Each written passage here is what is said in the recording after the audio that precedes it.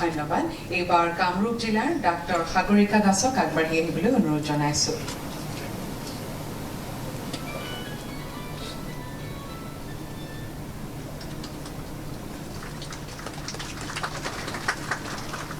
ধন্যবাদ।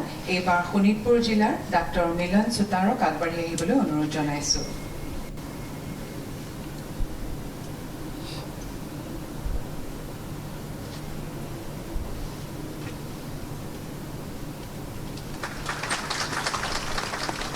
ধন্যবাদ। এইবাৰ মাজুলীৰ ডাক্তৰ বিকি ডোলেক আগবাঢ়ি আহিবলৈ অনুৰোধ জনাইছোঁ।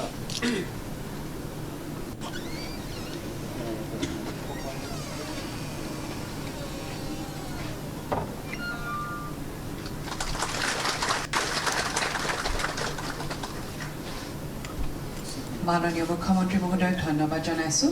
মঞ্চত নিযুক্তি পত্ৰ প্ৰদান পৰ্বৰ ইমানতে অন্ত পৰিল। এতিয়া মই আজিৰ অনুষ্ঠানৰ মুখ্য অতিথি অসমৰ মাননীয় মুখ্যমন্ত্ৰী ডক্টৰ হিমন্ত বিশ্ব শৰ্মা দেৱক তেখেতৰ বহুমূলীয়া ভাষণ প্ৰদান কৰিবলৈ বিনম্ৰ অনুৰোধ জনাইছোঁ। অসম চৰকাৰৰ স্বাস্থ্য মন্ত্ৰী শ্ৰী অশোক সিংঘল ডাঙৰীয়া, গুৱাহাটী লোকসভা সমষ্টিৰ সাংসদ বিজুলী কলিতা মেধি ডাঙৰীয়ানী, শ্ৰীমন্ত শংকৰদেৱ স্বাস্থ্য বিজ্ঞান বিশ্ববিদ্যালয়ৰ উপাচাৰ্য ডক্টৰ ধ্ৰুৱজ্যোতি বৰা ডাঙৰীয়া, স্বাস্থ্য বিভাগৰ আয়ুক্ত সচিব ডক্টৰ অশোক বাবু ডাঙৰীয়া, আনগৰাকী আয়ুক্ত সচিব বৰ্ণালী শৰ্মা ডাঙৰীয়ানী, নেশ্যনেল হেল্থ মিছনৰ মিছন ডিৰেক্টৰ ডক্টৰ লক্ষ্মণন ডাঙৰীয়া, স্বাস্থ্য বিভাগৰ স্বাস্থ্য সেৱা সঞ্চালক ডক্টৰ উমেশ ভাংচু ডাঙৰীয়া, উপস্থিত সুধীবৃন্দ, নৱনিযুক্ত চিকিৎসকসকল। ৰাজ্যৰ স্বাস্থ্য বিভাগত আজি 400 গৰাকী চিকিৎসকক নিযুক্ত কৰা হৈছে। স্বাভাৱিকভাৱে 400 গৰাকী চিকিৎসক একেলগে নিযুক্তি দিব পৰাটো স্বাস্থ্য বিভাগ আৰু স্বাস্থ্য ক্ষেত্ৰখনৰ বাবে এটা অতি ইতিবাচক বাৰ্তা।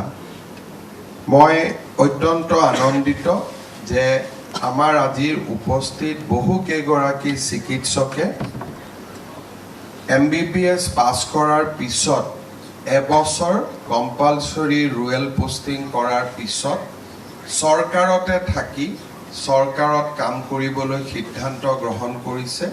মই আপোনালোক সকলোকে আকৌ এবাৰ অভিনন্দন জনাইছোঁ।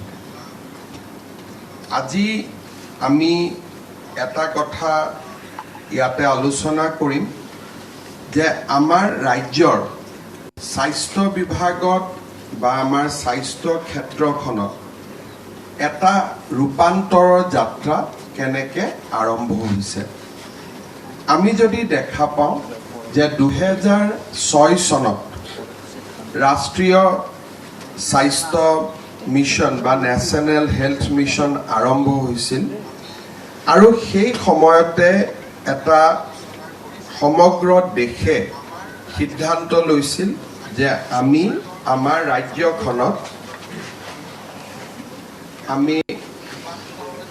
আমাৰ যিটো শিশুৰ মৃত্যুৰ হাৰ আৰু মাতৃৰ মৃত্যুৰ হাৰ আমি কমাব লাগিব।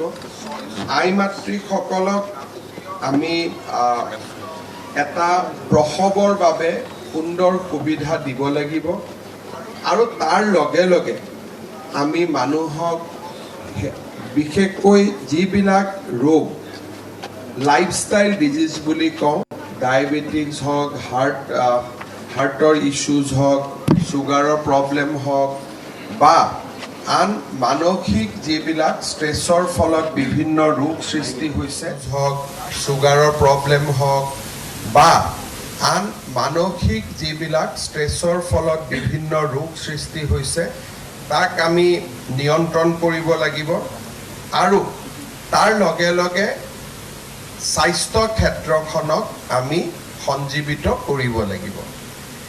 এই ধৰণে চিন্তা কৰি সমগ্ৰ দেশত 2006 চনত নেশ্যনেল হেল্থ মিছন আৰম্ভ হৈছিল। 2006 চনত আমাৰ অসমত স্বাস্থ্য ক্ষেত্ৰখনৰ অৱস্থা অত্যন্ত দুখজনক আছিল, তথৈবচ আছিল। আমাৰ ইনষ্টিটিউশ্যন ডেলিভাৰী মাত্ৰ 30% মহিলাইহে ইনষ্টিটিউশ্যন ডেলিভাৰী কৰিব পাৰিছিল। ৰাজ্যত মাত্ৰ 3খন মেডিকেল কলেজ আছিল, তাৰো আধা চিট কেন্দ্ৰীয় চৰকাৰ বা উত্তৰ পূৰ্বৰ ৰাজ্যসমূহক দিবলগীয়া হৈছিল। আৰু সেই সময়ত ব্যক্তিগত চিকিৎসক বা নাৰ্ছিং হোমৰো ক'ব গ'লে গুৱাহাটীৰ দৰে মহানগৰীত এখন বা দুখন নাৰ্ছিং হোম আছিলে। 2006 চনত অসমত মেটাৰ্নেল মৰ্টেলিটি আছিল 480, অৰ্থাৎ আমি 1 লাখ যদি আমাৰ লাইভ বাৰ্ড হয় তেতিয়াহ'লে তাৰ 1 লাখ লাইভ বাৰ্ড কৰিব যাওঁতে 480 গৰাকী প্ৰসূতিৰ হস্পিটালত মৃত্যু হৈছিল। আৰু সেই সময়ত গুৱাহাটী চিকিৎসা মহাবিদ্যালয়ৰ দৰে মহাবিদ্যালয় অহাৰ পৰিৱেশো নাছিলে।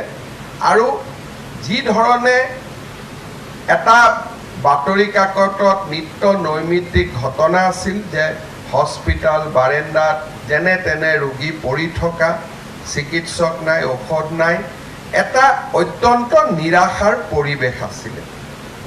2006 চনৰ পৰা লাহে লাহে আমি কিছু সিদ্ধান্ত ল'বলৈ আৰম্ভ কৰিছিলোঁ। সিদ্ধান্তসমূহ ইনিচিয়েলি বিতৰ্কিত আছিল, কিন্তু লাহে লাহে তাৰ সুফলবিলাক আমাৰ ৰাজ্যই পাব আৰম্ভ কৰিলে। আৰু ক'ভিডৰ সময়ত স্বাস্থ্য বিভাগে যি সাহসেৰে সৈতে ক'ভিডক এক প্ৰকাৰ সন্মুখীন হ'বলৈ সফল হৈছিলে, সি অসমৰ স্বাস্থ্য বিভাগ বা স্বাস্থ্য সেৱাৰ এক পৰিৱৰ্তিত ছবি সকলোৱে চাবলৈ সক্ষম হৈছিল। আৰু এটা সময়ত মানুহে নাৰ্ছিং হোমতকৈও আমাৰ চৰকাৰী মেডিকেল কলেজসমূহক, হস্পিটালসমূহক বেছি বিশ্বাস কৰিবলৈ আৰম্ভ কৰিছিল। আজি যদি আমি চাওঁ যে আমি কি ধৰণে আগবাঢ়িছিলোঁ, 2006 চনত আমাৰ মেটাৰ্নেল মৰ্টেলিটি আছিল 400।